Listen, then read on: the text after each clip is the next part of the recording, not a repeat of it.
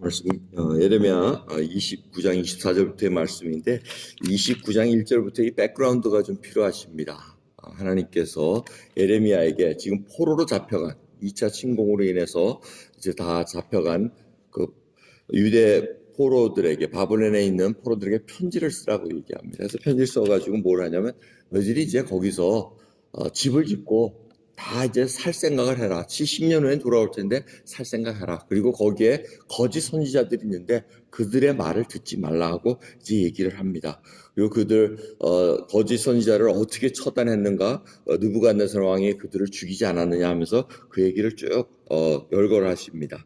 그 후에 이제 24절에 이제 시작됩니다. 24절의 말씀은 이제 그 거짓 선지자 중에 한 명 스마야가 포로로 잡혀갔는데 그 자가 이제 편지를 쓰는 내용이 지금 우리가 읽게 되는 말씀입니다.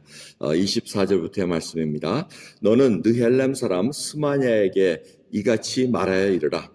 만군의 여호와 이스라엘 하나님이 이같이 말씀하여 가라사대 내가 내 이름으로 예루살렘에 있는 모든 백성과 제사장 마세야의 아들 스바냐와 모든 제사장에게 글을 보내어 이르기를 여호와께서 너로 제사장 여호야다를 대신하여 제사장을 삼아 여호와의 집 유사로 세우심은 무릇 미친 자와 자칭 선지자를 착고에 채우며 칼을 메우게 하심이오늘 이제 내가 어찌하여 너희 중에 자칭 선지자라 하는 아나돗 사람 예레미야를 책망하지 아니하느냐.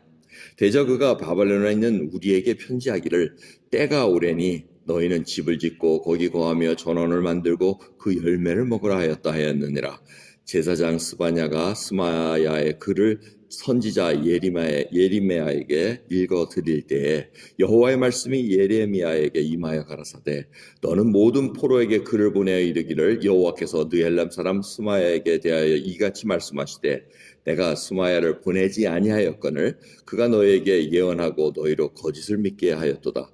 그러므로 나 여호와가 이같이 말하노라. 보라, 내가 느헬람 사람 스마야와 그 자손을 벌하리니 그러나 그가 나 여호와께 패역한 말을 하였음을 인하여 이 백성 중에 거할 그의 사람이 하나도 없을 것이라. 내가 내 백성에게 행하려 하는 선한 일을 그가 보지 못하리라 하셨다 하라. 여호와의 말이니라. 아멘. 자, 이 거짓 선지자 스마야가 바벨론 땅에서 예레미야의 그 예언을 듣고는 글을 보고는 편지를 쓴 겁니다. 그리고 예루살렘에 있는 제사장에게 당신 제사장 직분 제대로 못 감당하고 있습니다. 거짓말하는 선지자들을 착고에 채우고 목에 이렇게 칼을 메워가지고 감옥에 넣어야 되는 거 아니오? 입을 닥치게 해야 될 거 아니오? 하고 이렇게 얘기를 합니다.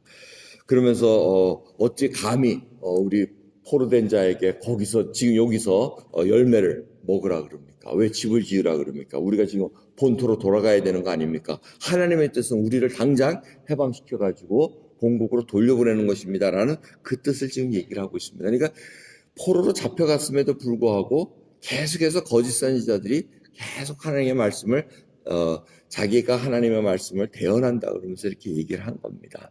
근데 우리가 역사적으로 보면 지금 시간에 에스겔도 지금 가 있는 겁니다. 에스겔도 가 있고 지금 다니엘도 가 있고 많은 자들.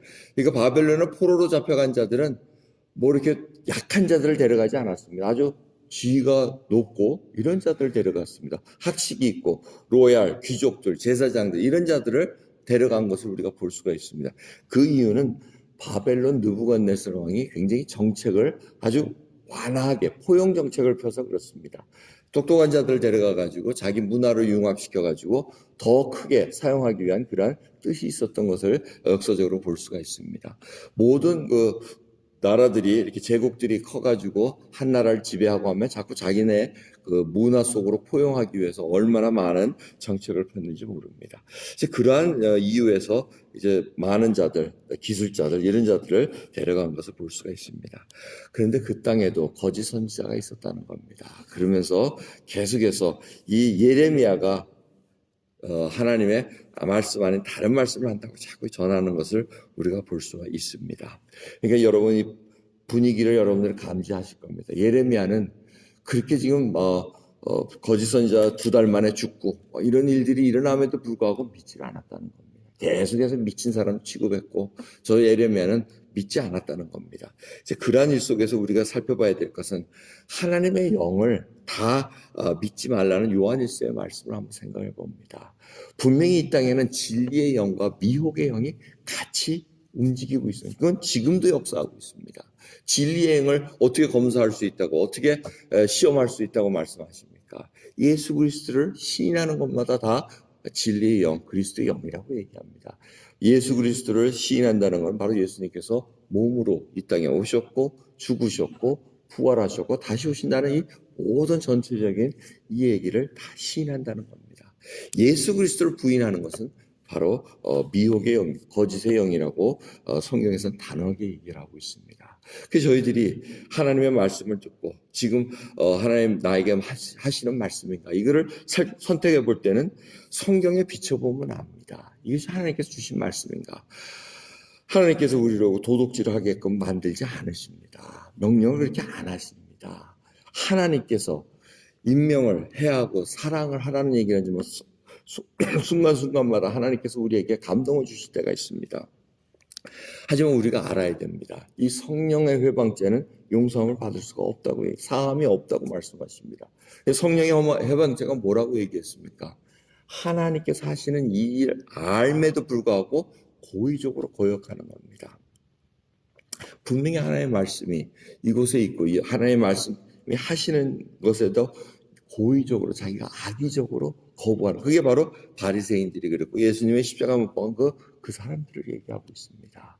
그 일은 지금도 일어나고 있습니다. 예수가 바로 그리스도이신 것을 알고 이 땅에 왕이신 것을 알매도 불구하고 고의적으로 거부를 합니다. 그런 일들이 다 성령 회방죄라는 것을 볼 수가 있습니다. 하나님의 말씀은 분명히 성경과 상반되지가 않습니다. 왜? 이 성경이 바로 하나님의 말씀이기 때문에 그렇습니다. 변하지 않고 하나님께서 나가게 돼 있는 것을 볼 수가 있습니다.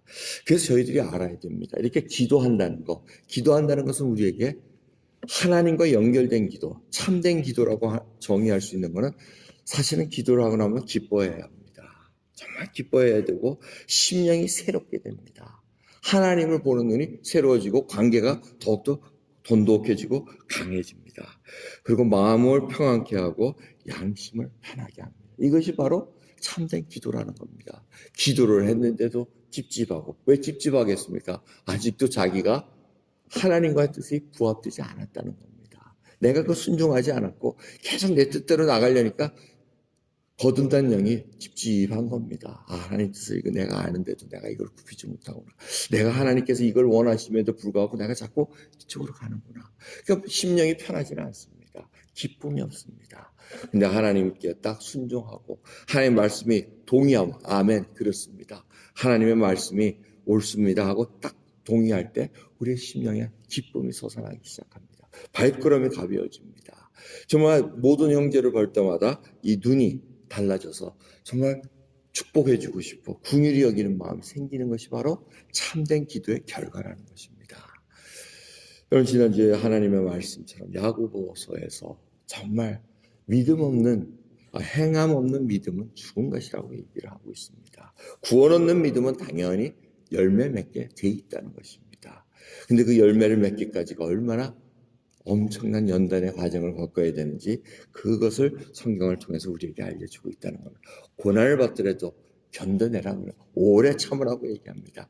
길이 참으라고 얘기합니다. 원망하지 말고 탄식하지 말고 계속해서 한숨 쉬지 말고 이제 앞을 보라는 얘기입니다. 그게 바로 하나님께서 바벨론으로 잡혀간 이스라엘 백성들에게 하신 말씀이었습니다.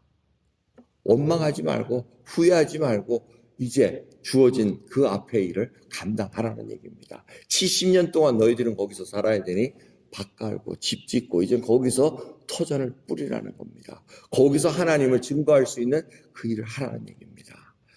자, 저희들이 하나님께서 이 땅에 지금 우리가 천국에 갈 때까지 예수님이 다시 오실 때까지 우리가 맡겨진 일이 무엇입니까? 후회해서 살 일은 없습니다. 이미 주님께서 모든 것을 용서해 주셨다 그러고 이제는 앞으로 가야 될 일에 대해서 길을 정해 주시고 하시겠다고 약속하고 계십니다. 오늘 새날을 맞이했습니다. 길이신 예수 그리스도 앞에 함께 우리가 그 길을 걸어가야 되지 않겠습니까? 주님께 기도하시면서 오늘 이 시간 시작하도록 하겠습니다. 기도합니다. 하나님 감사합니다. 오늘도 귀한 새벽을 허락해 주셨고 주님의 뜻을 저희들이 성경으로 또 하나님께서 감동으로 저희들을 하나하나 확인시켜 주시는 거 감사합니다. 우리 주 예수 그리스도가 바로 나의 구원자이시고 왕이신 것을 다시 한번 고백합니다. 큰 구원, 정말 주님 죄인이었던 저희를 살려주셔서 영이 거듭 나 하나님을 볼 수 있는 눈을 열어주시고 고백할 수 있는 믿음 부어주셨으니 주여 오늘도 주와 함께 참된 기도로 아버지 걸어가게 해주시옵소서. 감사드리며 우리 예수 그리스도의 이름으로 기도드리옵나이다. 아멘.